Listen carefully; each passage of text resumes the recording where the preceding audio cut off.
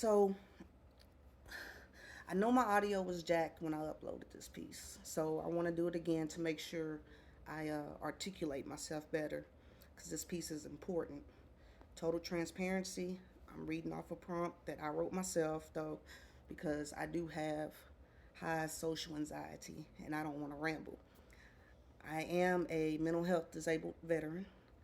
I want to warn others though, I don't give a fuck about your color, culture, gender, but the government doesn't want you to be alive. All disabled veterans, if nobody tells you the truth, I'm telling you, you already fulfilled your purpose. And now you're costing your country money just by you breathing and using their benefits.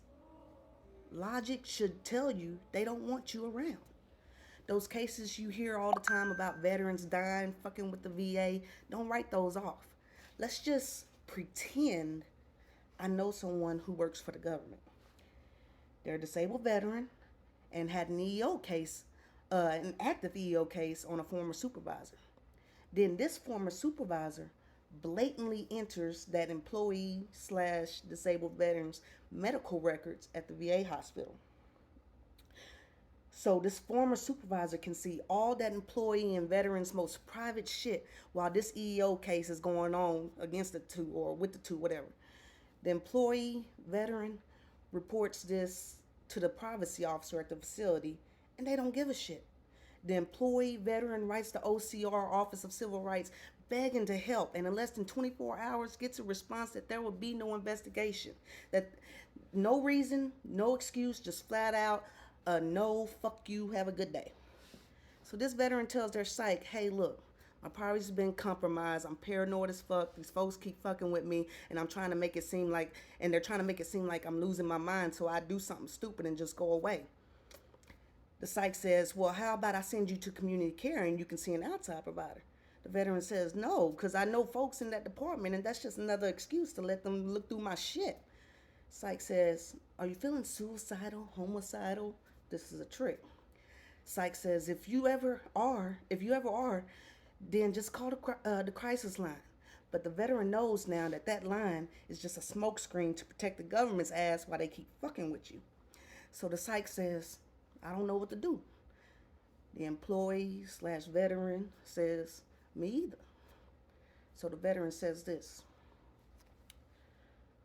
What would it take for me to get your attention? To show you I live in a different dimension that you can never reach me in. The tension is beyond your comprehension. I don't think you operate by prevention. You bully. Let me speak fully. What would it matter if I picked a gun or pen up and splattered my brains on your grounds? I'd still be unfounded.